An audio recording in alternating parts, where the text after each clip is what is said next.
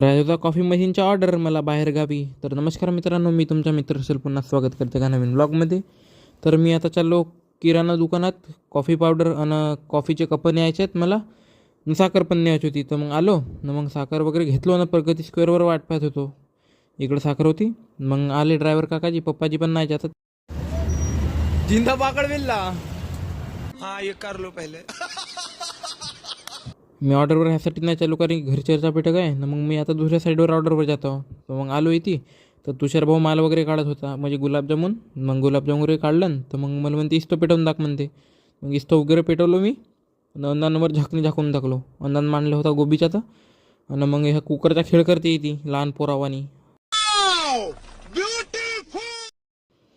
आणि मग घरी आलो, तर घरी चर्चा बैठक वगैरे होती, तर मीटिंग वगैरे हातरून झाली सर्व. तर मग मी आपले कपडे वगैरे चेंज केलो. नाही आदू बघ इकडं काम करते आपला मस्त, अगरबत्त्या काढते तिथनं. तर मग सेवक लोक पण आले होते घरी, येणं चालू झाले ते सेवक लोक वगैरे. तर मग मी आपले कपडे वगैरे चेंज केलं, आणि मग पप्पाजीनं स्वयंपाक पण बनवला.